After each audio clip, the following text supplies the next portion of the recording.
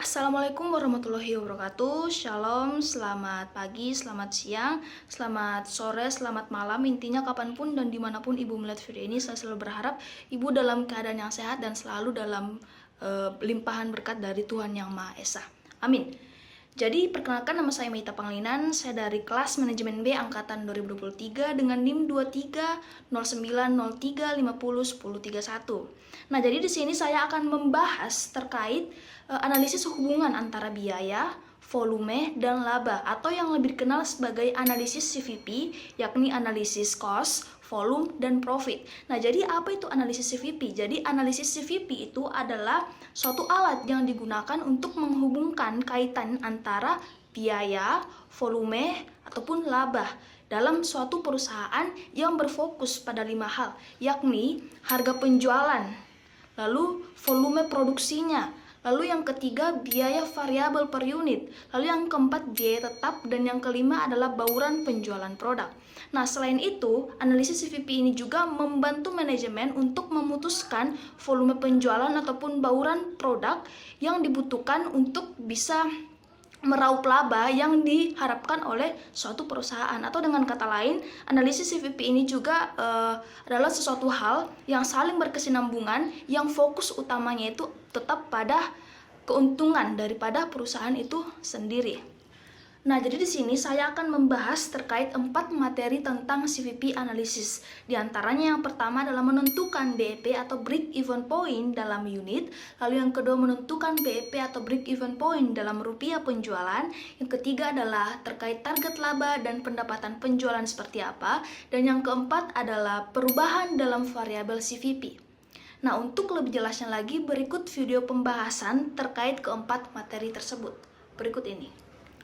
Oke, baik. Pertama-tama kita harus paham terlebih dahulu apa itu BEP. Jadi BEP atau singkatan dari break even point atau dalam bahasa Indonesianya adalah titik impas, adalah posisi di mana perusahaan itu tidak mengalami untung dan juga tidak mengalami rugi.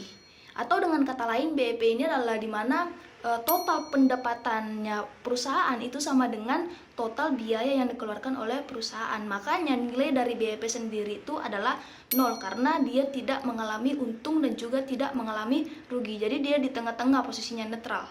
Nah, lalu apa manfaat daripada BEP ini sendiri? Jadi manfaat dari BEP sendiri ini adalah 4 yang telah saya rangkum. Yang pertama itu adalah mencari aktivitas di mana pendapatan itu sama dengan harga. Lalu yang kedua adalah menunjukkan suatu sasaran volume penjualan minimal yang harus diraih oleh perusahaan. Lalu yang ketiga adalah mengawasi kebijakan penetapan harga. Lalu yang keempat itu adalah menunjukkan perusahaan apakah mereka itu berada dekat atau berada jauh daripada posisi titik impas atau BEP ini.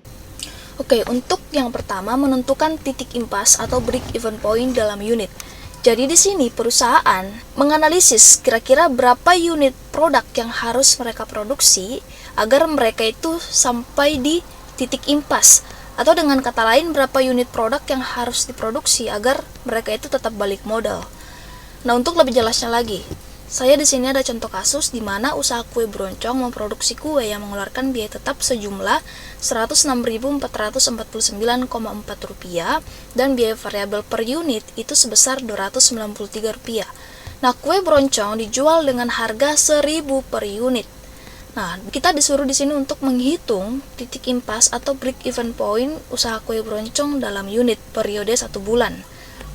Nah, namun sebelum mengerjakan soal, perlu kita ketahui terlebih dahulu apa itu biaya tetap dan biaya variabel. Jadi biaya tetap itu adalah biaya yang nilainya itu tidak berubah. Contohnya seperti biaya sewa gedung ataupun biaya untuk gaji karyawan tetap. Nah, jadi dalam usaha, biaya tetap itu tidak dipengaruhi oleh mungkin terjadi perubahan volume penjualan ataupun terjadi aktivitas-aktivitas bisnis yang mungkin saja itu sudah berada di ujung tanduk. Nah, itu semua tidak berpengaruh terhadap biaya tetap. Intinya apapun yang terjadi, kondisi, masalah apapun yang terjadi dalam sebuah perusahaan itu tidak akan mempengaruhi besaran daripada biaya tetap. Nah, seperti itu. Sedangkan untuk biaya variabel sendiri itu kebalikan dari biaya tetap. Biaya variabel itu adalah biaya yang nilainya itu berubah-ubah.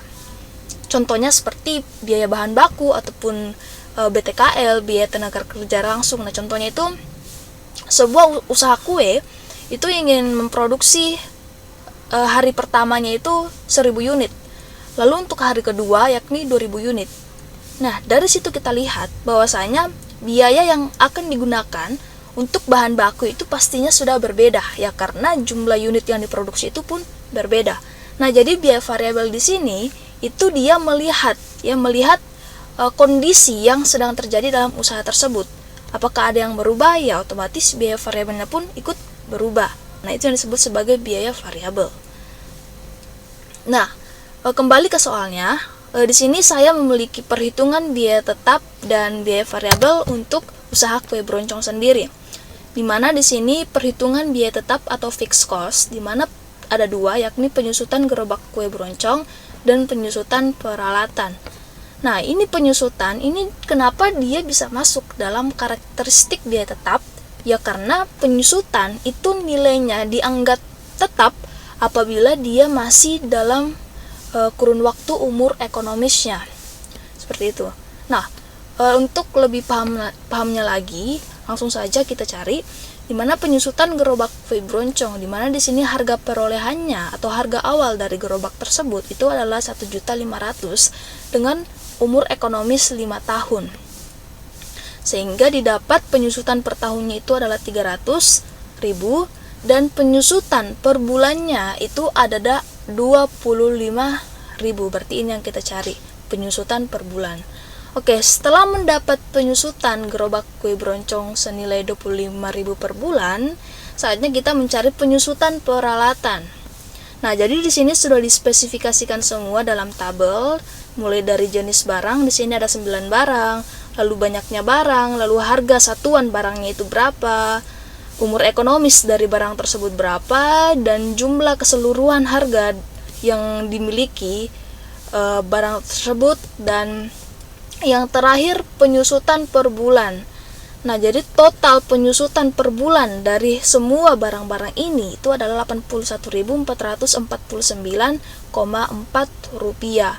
Nah, perhitungannya ini masih sama aja dengan perhitungan penyusutan gerobak kue beroncong di atas, dengan menggunakan rumus biaya penyusutan per bulan sama dengan harga perolehan dibagi dengan umur ekonomis dibagi dengan 12 bulan, sehingga memperoleh hasil 81.449,4 rupiah. Nah, jadi total biaya tetap daripada usaha kue beroncong periode 1 bulan yakni sebesar 106.449,4 rupiah. Lalu selanjutnya kita cari perhitungan biaya tidak tetap atau variable cost dalam 1 bulan. Dimana di sini biaya variabelnya itu ada bahan baku dan biaya tambahan. Dimana untuk bahan bakunya sendiri yaitu diperoleh sebesar 200.100.000 dalam waktu 1 bulan. Jadi biaya yang dikeluarkan untuk bahan baku dalam waktu 1 bulan itu adalah 2.100.000. Nah, lalu untuk biaya tambahan sendiri, ya untuk biaya tambahan dalam kurun waktu 1 bulan itu nominal yang dikeluarkan yakni sebesar 540.000. Sehingga diperoleh untuk total variable cost-nya itu penjumlahan dari bahan baku dan bahan tambahan sebesar 2.640.000. Nah, setelah kita mendapat total variable cost-nya, tuh kita cari nih variable cost per unit karena ini yang dibutuhkan tadi. Jadi variable cost per unitnya itu adalah 293 rupiah. Nah, ini didapat dari mana? Dari perhitungan total variable cost dibagi dengan jumlah penjualannya itu per bulan. Total variable cost per bulannya dibagi dengan jumlah penjualan per bulannya, sehingga menghasilkan 293 per unit variable cost. Oke, setelah kita tahu cara mendapatkan biaya tetap dan biaya variabelnya, langsung saja kita masukkan ke dalam rumus BEP dalam unit. Di mana rumus BEP dalam unit itu adalah fixed cost dibagi price atau harga per unit daripada kue beroncong dikurang dengan variable cost per unit. sehingga dihasilkan fixed cost-nya itu adalah 106.449,4 dibagi dengan harga per unitnya itu tadi adalah 1.000 dan variable cost per unit itu adalah Rp293, sehingga titik impas dalam unit yang diperlukan adalah 146,3 unit. Nah, beserta keterangan-keterangan daripada rumusnya di bawah ini. Nah, jadi apa arti daripada hasil yang didapatkan? Artinya adalah unit yang terjual ya untuk bisa mencapai titik impas atau break even point itu adalah sebesar 146,3 unit. Nah, jadi usaha kue broncong itu perlu memproduksi 146,3 unit agar bisa mencapai posisi titik impas atau tidak mengalami rugi ataupun untung. Seperti itu. Baik, lalu yang kedua adalah menentukan titik impas atau break even point dalam rupiah penjualan. Arti dari titik impas dalam rupiah penjualan itu adalah berapa total pendapatan yang dibutuhkan untuk bisa menutup semua biaya yang dikeluarkan, sehingga bisnis itu tidak mengalami kerugian atau keuntungan. Dengan kata lain, BEP dalam rupiah ini adalah titik balik modal dalam nilai rupiah. Nah, untuk lebih jelasnya lagi di sini terdapat contoh kasus yang sama, namun untuk soalnya berbeda. Di sini kita disuruh untuk mencari hitunglah titik impas BEP dalam rupiah penjualan tetap periode 1 bulan.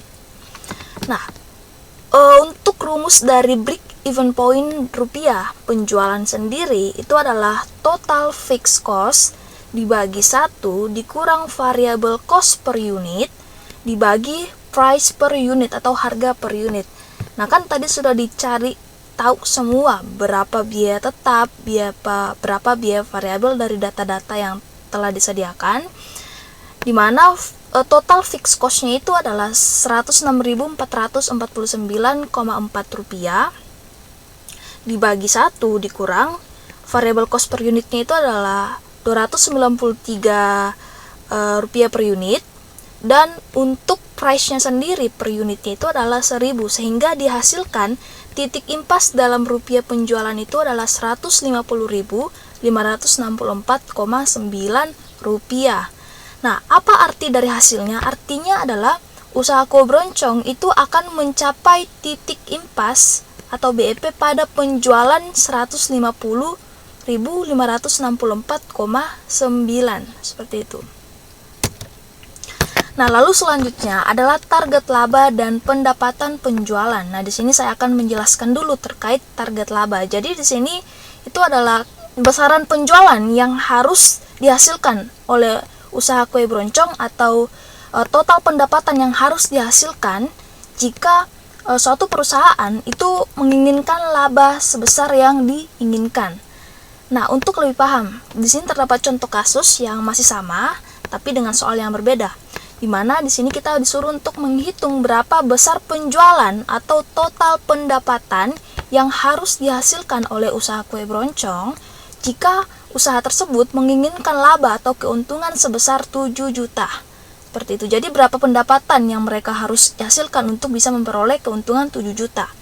Nah, untuk menghitung besaran penjualan atau total pendapatan yang harus dihasilkan tersebut, maka rumus yang digunakan itu adalah total revenue atau total pendapatan sama dengan total fixed cost dibagi P dibagi CMR, di mana total fixed cost ini adalah total biaya tetapnya, P adalah target labanya, dan CMR itu adalah contribution margin ratio.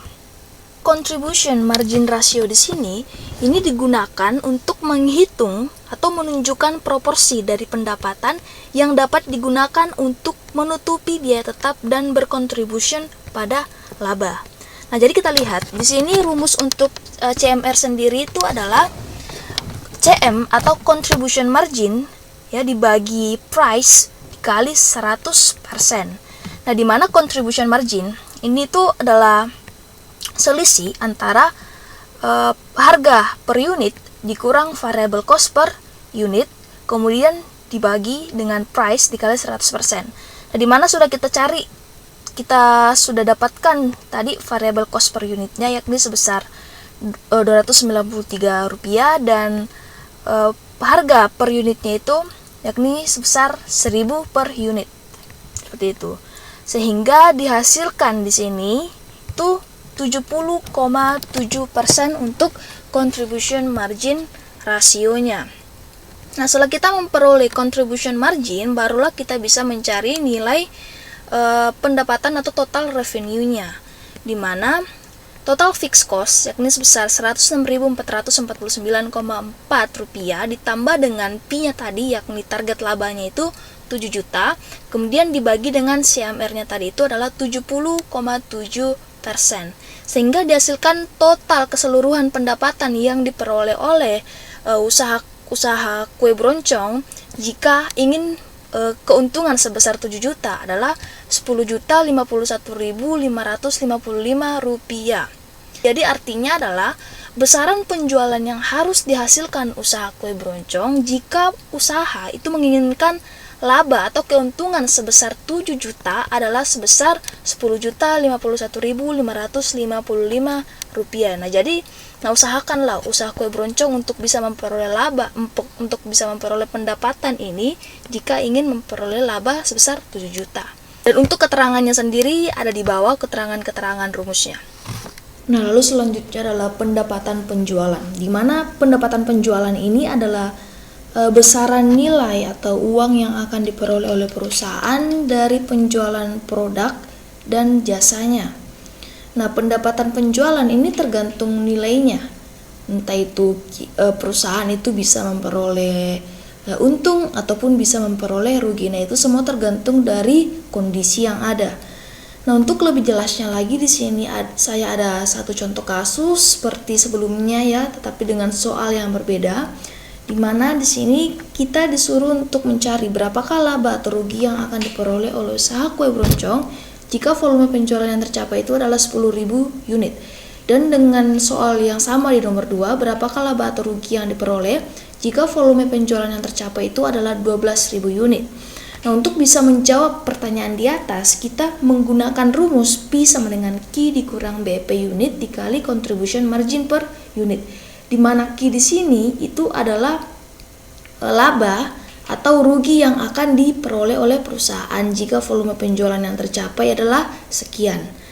Nah, lalu untuk Q ini adalah volume penjualan yang tercapai, lalu dikurangi dengan BEP unit, di mana BEP unit ini adalah jumlah produk yang diproduksi oleh perusahaan ya yang mencapai titik impas atau break even point dikali dengan contribution margin per unitnya, di mana contribution margin per unit itu adalah nilai yang akan menutupi biaya tetap dan akan menghasilkan laba bagi perusahaan tiap unitnya.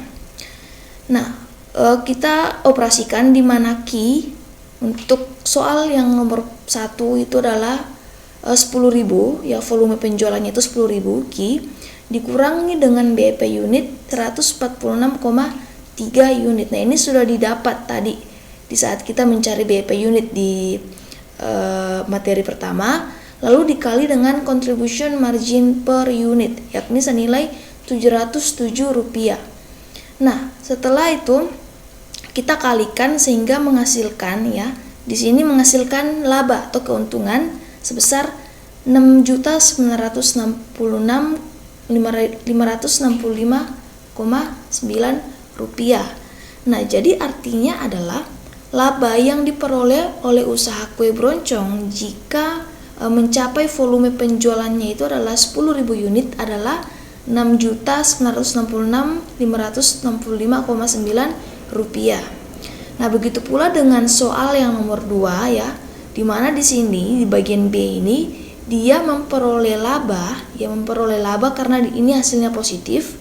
Kalau dia negatif di sini berarti dia memperoleh kerugian, tapi karena dia hasilnya positif maka dia memperoleh keuntungan.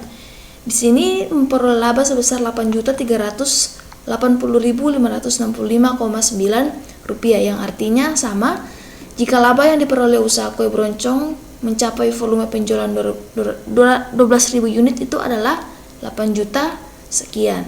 Seperti itu. Baik, untuk yang keempat yakni perubahan dalam variabel CVP, yang dimana di sini itu adanya perubahan, entah itu dalam biaya produknya, lalu dalam volume produksi atau penjualan sampai harga jualnya, itu semua itu akan berubah sehingga akan mempengaruhi analisis dan pengambilan keputusan dalam sebuah perusahaan. Nah, lebih jelasnya lagi di sini saya kasih contoh kasus di mana PT Warna memproduksi mesin jahit yang memiliki data sebagai berikut. Di mana mesin jahit yang terjual itu ada 1.600 unit. Untuk margin kontribusi per unitnya itu ada 75.000. Nah, margin kontribusi per unit itu adalah selisih harga per unit dikurangi biaya variabel per unitnya. Di mana nilai atau hasil dari margin kontribusi per unit inilah yang akan menutupi biaya tetap dan menghasilkan laba bagi perusahaan nantinya. Nah, contohnya seperti di sini, margin kontribusi per unitnya ini ada 75.000, yang berarti ya setiap unit yang terjual dari 1.600 ini itu akan mengkontribusikan sebesar 75.000 per unitnya, yang dimana 75.000 inilah yang akan menutupi biaya tetap dan akan menghasilkan laba untuk perusahaan nantinya. Dan untuk total biaya tetap sendiri di sini itu ada 45 juta. Kemudian dianalisis, baru-baru ini perusahaan melakukan sebuah studi pasar tentang mesin jahit dan menghasilkan 3 alternatif sebagai berikut. Di mana untuk alternatif pertama, jika pengeluaran iklan perusahaan itu meningkat sebesar 8 juta, maka penjualan itu akan naik dari 1.600 unit menjadi 1.725 unit. Nah, jadi di sini tingkat unit penjualan itu akan naik 1.725 unit jika perusahaan itu melakukan iklan. Seperti itu. Tetapi di sini tentunya ada pengeluaran iklan sebesar 8 juta. Lalu untuk alternatif kedua, jika perusahaan menurunkan harga dari 400 menjadi 375.000 per mesin jahit, maka akan meningkatkan penjualan dari 1.600 unit menjadi 1.900 unit. Jadi di sini jika perusahaan menurunkan harga, maka terjadi peningkatan penjualan menjadi 1.900 unit. Lalu untuk alternatif ketiga, jika perusahaan menurunkan harga dari 400.000 menjadi 375.000 per mesin jahit dan meningkatkan pengeluaran iklan. Jadi di sini double. Perusahaan menurunkan dan meningkatkan pengeluaran iklan sebesar 8 juta. Maka akan meningkatkan penjualan dari 1.600 unit menjadi 2.600 unit. Jadi kedua faktor ini itu akan berpengaruh terhadap peningkatan penjualan. Nah, pertanyaannya, alternatif manakah yang akan meningkatkan laba perusahaan? Nah, sebelum kita menghitung ketiga alternatif, menghitung keuntungan dari ketiga alternatif ini, alangkah baiknya kita hitung dulu laba yang diperoleh oleh PT Warna sebelum adanya ketiga alternatif tersebut.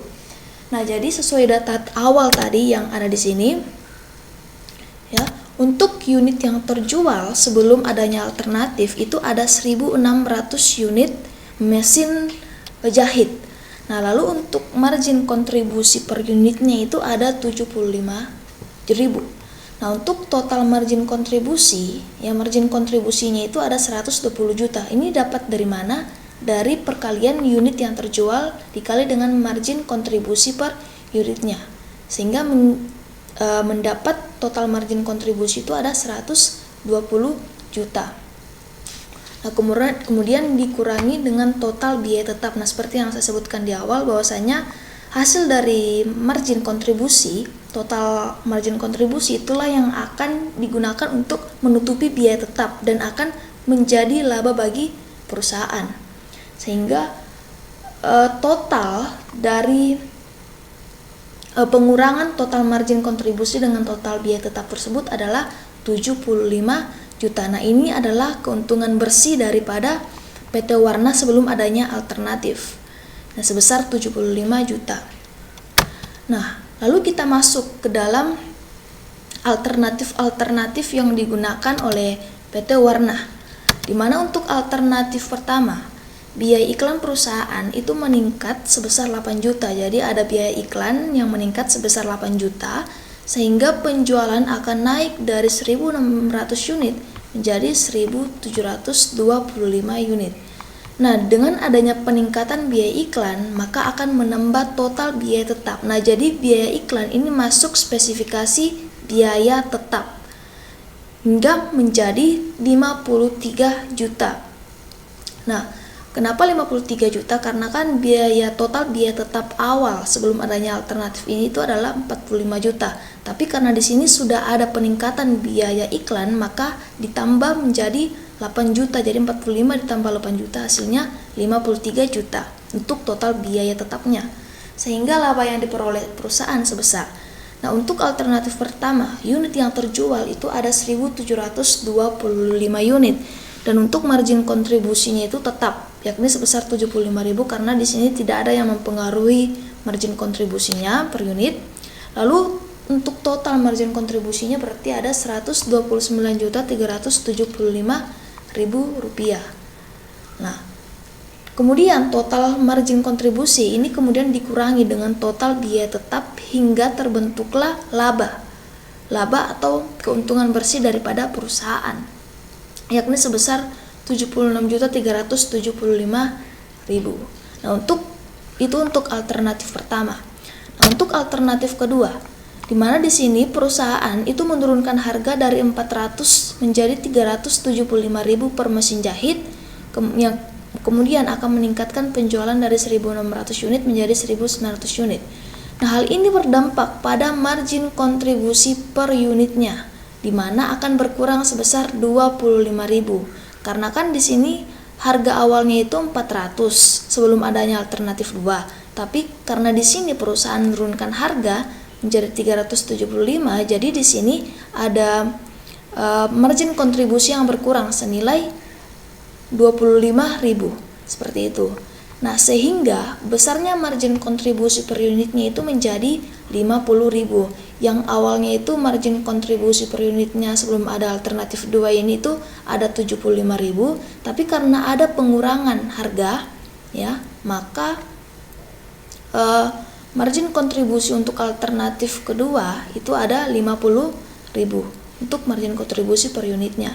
Sehingga laba yang diperoleh oleh perusahaan sebesar, untuk unit yang terjual ada 1.900 unit, dari 1.600 menjadi 1.900. Kemudian margin kontribusi per unitnya tadi itu ada 50.000, sehingga total margin kontribusi itu adalah 95 juta dari perkalian 1.900 dikali 50.000. Kemudian total margin kontribusi ini akan dikurangi dengan total biaya tetap, sehingga memperoleh laba atau keuntungan bersih.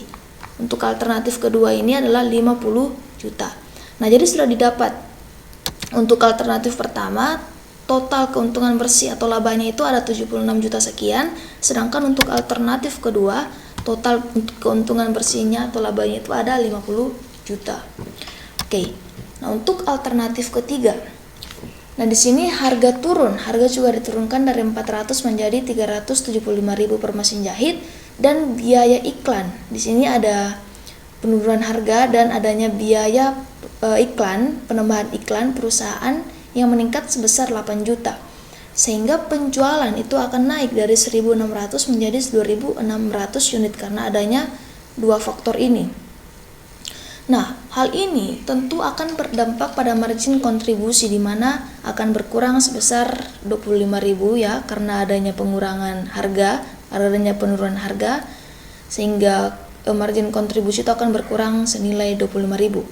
Dan besarnya margin kontribusi per unitnya itu menjadi 50.000 dari yang besarnya margin kontribusi awal itu adalah 75.000, tapi karena adanya pengurangan atau penurunan harga di sini yakni 25.000 menjadikan besarnya margin kontribusi per unit untuk alternatif ketiga itu adalah 50.000. Nah, lalu juga dengan adanya peningkatan biaya iklan itu maka akan menambah total biaya tetap perusahaan menjadi 53 juta. Karena tadi itu ada penambahan biaya iklan sebesar 8 juta dan biaya iklan ini masuk ke dalam biaya tetap, maka total biaya alternatif ketiga ini adalah 53 juta. Nah, setelah didapatkan ini, maka kita cari labanya, di mana unit yang terjual di sini ada 2.600 ya unit yang terjual. Dan untuk margin kontribusi per unitnya itu ada 50.000. Nah, untuk total margin kontribusinya sendiri adalah 130 juta. Dan kemudian total margin kontribusinya ini kemudian dikurangi dengan total biaya tetap sehingga memperoleh keuntungan bersih atau labanya itu ada senilai 77 juta untuk alternatif ketiga. Sehingga kita peroleh kesimpulan. Nah, dari perhitungan ketiga alternatif tersebut dapat disimpulkan bahwa untuk tanpa adanya alternatif, jadi sebelum adanya alternatif, laba yang diperoleh oleh perusahaan tersebut adalah 75 juta. Ini sebelum adanya alternatif. Nah, setelah adanya alternatif, untuk alternatif pertama, laba yang didapat itu senilai 76.375.000 rupiah. Lalu untuk alternatif kedua yakni sebesar 50 juta dan untuk alternatif ketiga sebesar 77 juta. Nah, dari perhitungan di atas, maka perusahaan itu dapat mempertimbangkan alternatif ketiga dari studi pasar yang dilakukan, di mana pada alternatif ketiga dapat meningkatkan laba perusahaan menjadi 77 juta.